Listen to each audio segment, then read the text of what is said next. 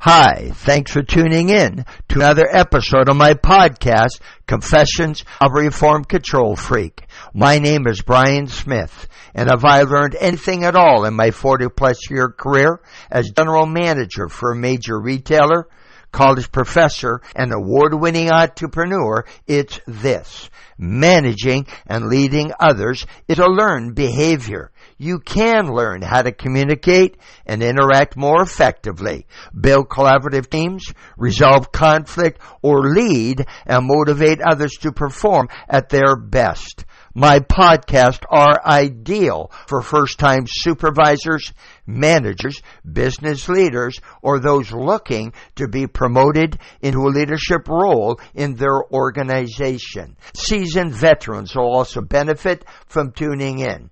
On my podcast, I share tips and techniques to help you strengthen your soft skills to manage and lead others more effectively, regardless of gender or generation. If I knew then what I know now, I would have led others differently. After listening to my Confessions of Reformed Control Freak podcasts, I hope you will manage and lead others differently as well. Today's topic: the top 10 sins most managers make and how to avoid them. We all start our management careers by making certain assumptions based on our perception of what a manager or leader should be.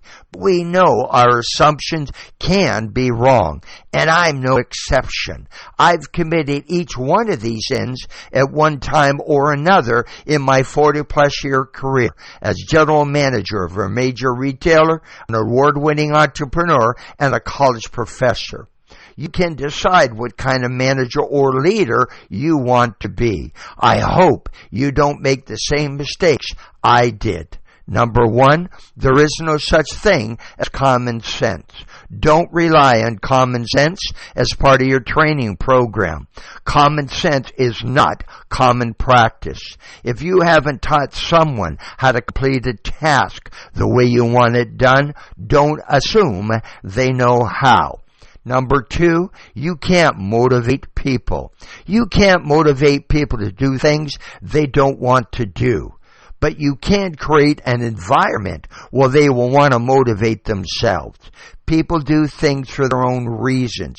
If you help them get what they want, they will probably help you get what you want.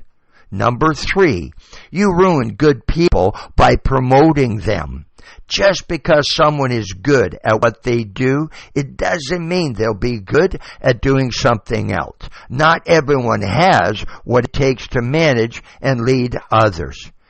Promote someone who likes hanging around with people and helping people to be successful.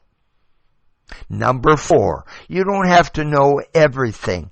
Admitting you don't have all the answers is okay. You're not supposed to know everything, but you are expected to know where to go to find the answers. Always be honest and upfront. Don't make shit up.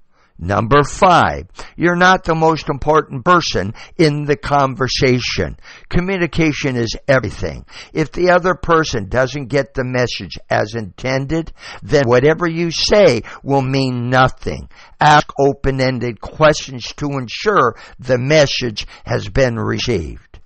Number six, park your ego at the door. It's not about proving you're right. You and I know there are several ways to accomplish the same thing. It doesn't have to be just your way. Solicit everyone's input and build collaborative teams. The more you allow others to be part of the process, the more likely they will want to participate. Number seven, you can't control everything all of the time. Your job as a manager or a leader is to teach others what they need to know.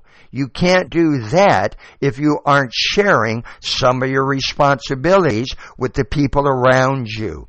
Resist the urge to micromanage. If you don't delegate, you rob them of their growth opportunities. Number 8, you can't demand respect. Respect is a reciprocal. You gotta give it to get it. Gaining others' respect is a 3-step process. First, you must establish rapport and then develop a relationship that eventually leads to mutual respect. People won't trust anyone they don't respect. Number 9, people hear what they see, not what you say. You must lead by example. Whatever you say you're going to do, do it. It's not what you say that's important. It's how you go about doing it that matters most.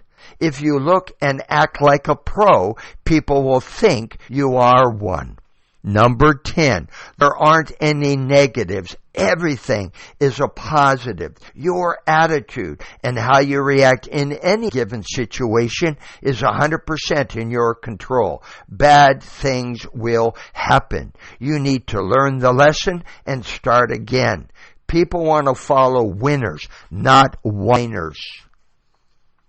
Thanks for tuning in to another episode of my podcast, Confessions of a Reformed Control Freak. Please give me a thumbs up or comment and let me know what you think of this episode.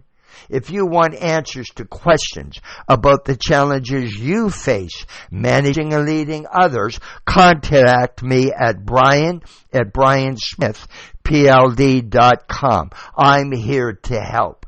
To print out a hard copy of this or any of my podcast episodes, visit my website at Smith-PLD.com. Are you or someone you know looking for a keynote speaker, a virtual presenter, or planning a training session at your location? Please give me a call.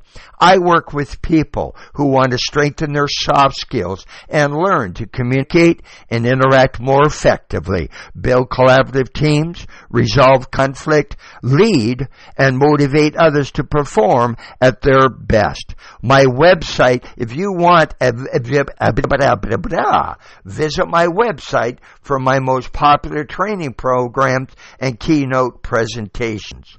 All 4 of my published books are available on Amazon in print and e-reader formats. The hardcover special edition of my latest book, New Revelations from a Reformed Control Freak, The Art of Managing and Leading Today's Diverse Workforce, includes a 4-week online leadership training program at no additional cost. Want to stay connected? You can follow me on Facebook, LinkedIn, Twitter, Instagram, Blue Sky, and TikTok. Thanks for listening to my Confessions of a Reformed Control Freak podcast. And most importantly, have yourself one heck of a great day.